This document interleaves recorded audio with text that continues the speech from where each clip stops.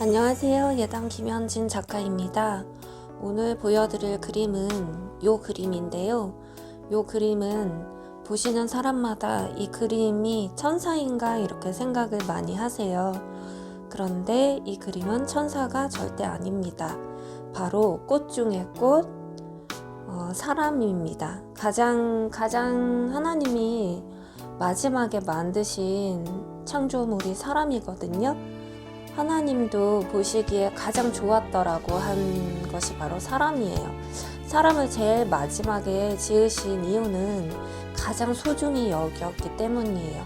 엄마 아빠가 아기가 나오기 전에 집을 꾸미고 침대도 사고 옷도 사놓고 다 준비를 해놓고 출산을 해서 아기를 데리고 오잖아요. 낳아서 그것처럼 모든 사람이 살 수 있는 환경을 다 만들어 놓고 제일 마지막에 사람을 만드셨다고 해요. 그만큼 사람을 가장 사랑하시고 모든 만물은 사람을 위해서 지은 환경이라고 보시면 돼요. 그리고 사람에게 이것들을 주면서 너가 다 다스려 이렇게 말씀을 해주셨어요. 그래서 정말 꽃 중의 꽃, 창조의 꽃을 사람이라고 그렇게 말씀하시거든요. 그리고 그 안에 영이라는 걸 심으셔가지고 다른 동물이나 식물에는 영이 없지만 사람에게는 영이 있어서 하나님과 소통하고 하나님과 친구처럼 살아갈 수 있는 소중한 것을 주셨어요. 그래서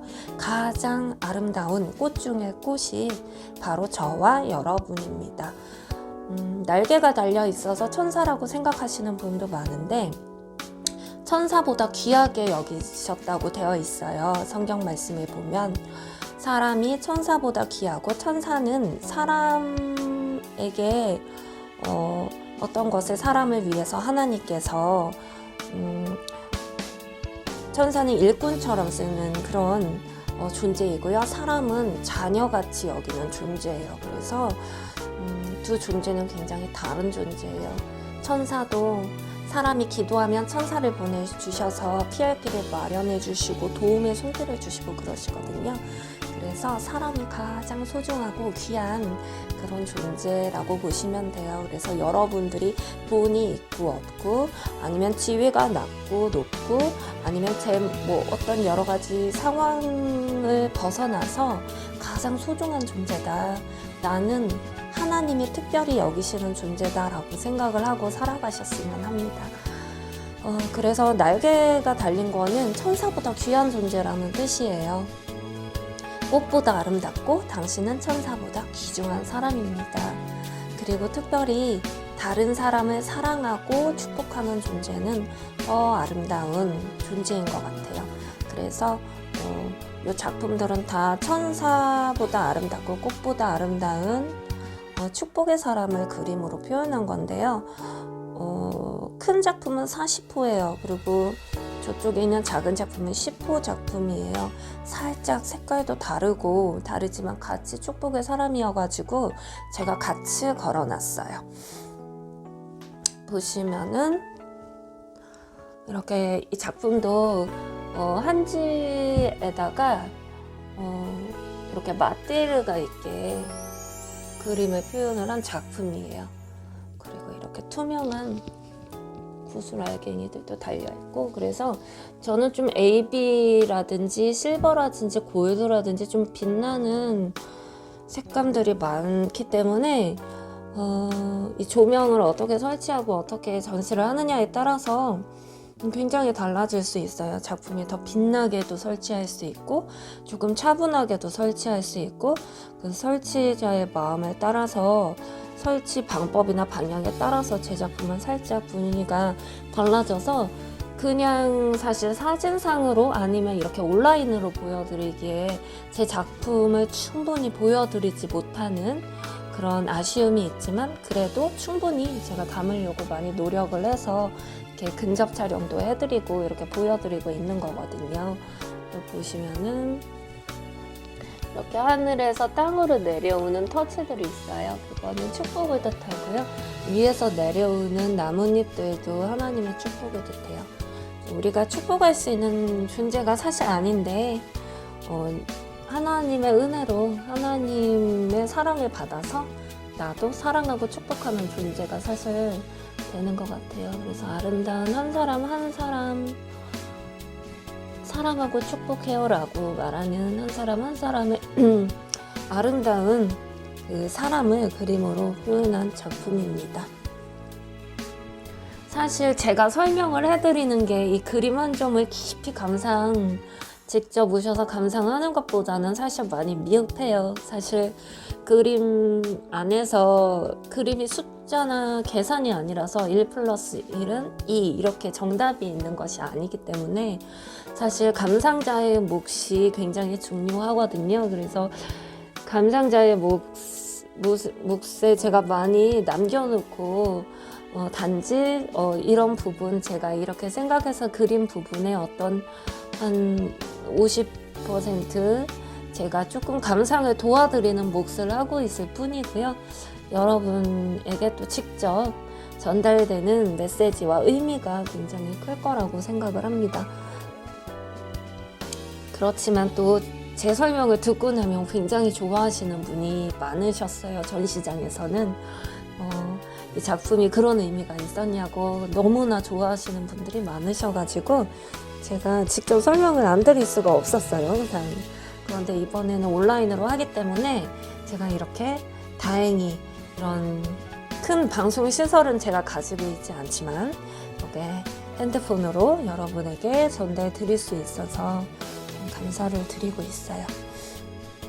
그리고 들으시는 대상에 따라서 사실 주시는 메시지가 살짝 다르기 때문에 서로 대화하면서 나누면서 오는 또 다른 설명들이 사실 많이 있어요. 그런데 제가 여기서는 대상을 전체를 두고 사실 말씀을 드려야 되기 때문에 꼭 필요한 말씀만 드릴게요. 그리고 나머지는 감상자의 몫으로 제가 남겨놓겠습니다.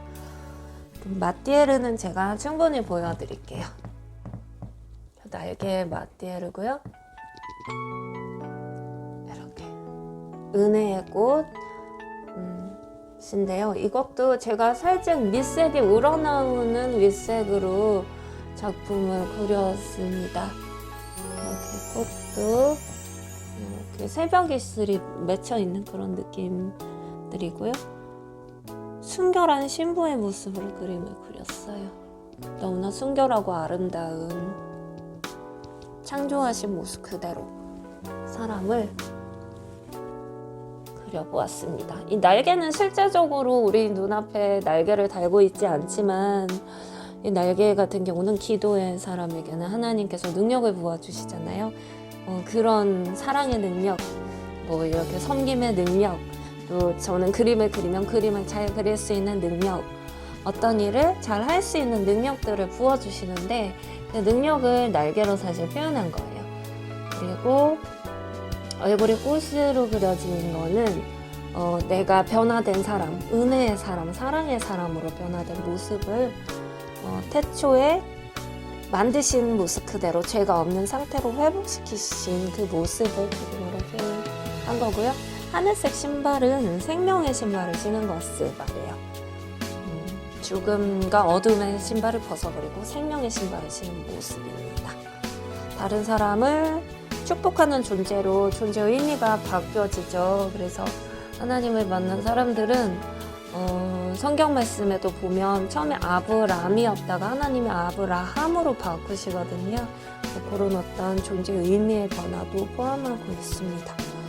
그리고 어떤 기독교적인 해설을 떠나서 꼭 기독교인이 아니라 할지라도 이 작품을 보시면 하나님이 나를 기독교인이 아니라 할지라도 하나님이 만드셨거든요. 그래서 이렇게 나를 아름답게 만드셨고 나는 축복의 사람으로 아름답게 자라나야 되겠다. 이런 아이들에게도 주는 어떤 교육적인 효과나 그런 것도 굉장히 큰 그림이라고 볼 수 있습니다.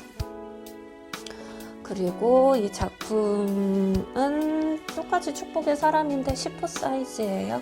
그리고 연핑크로 되어 있고요.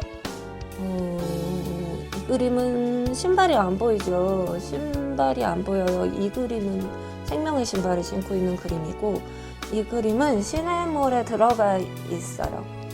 시냇가에 심은 나무가 시절조차 과실을 맺는다는 그 말씀을 바탕으로 그린 그림인데요. 시냇가에 심어졌기 때문에 아름다운 시냇물 위에서 그 물을 흡수해서 이 꽃이 키워진 것처럼 하나님의 말씀을 먹고 마시고 주님의 생명수를 마시고 자라나서 아름답게 꽃피운 축복의 사람을 뜻해요. 위에서 내려오는 나뭇잎들도 하나님의 축복을 뜻하고요. 위에서 내려오는 이런 자유로운 터치들도 다 하나님의 은혜와 축복을 뜻합니다. 그래서 당신을 축복하고 사랑합니다. 이런 축복의 사람으로 자라나세요.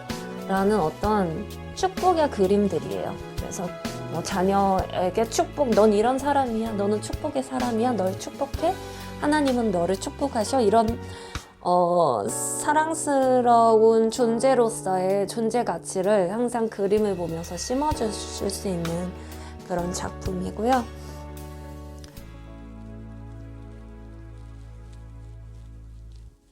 나비들은 성령, 성자, 성부 하나님을 뜻해요. 그래서 하나님의 보호하심 아래 있는 자녀를 뜻합니다. 꼭 자녀가 아니라도 그런 사람을 뜻하고 있습니다. 사랑 고백할 때도 당신은 나에게 이렇게 꽃같이 아름답고 천사보다 귀한 사람이야. 하나님이 당신을 그렇게 사랑하시기 때문에 나도 당신을 그렇게 사랑해. 그렇게 사랑 고백할 수 있으면 참 좋겠습니다. 그리고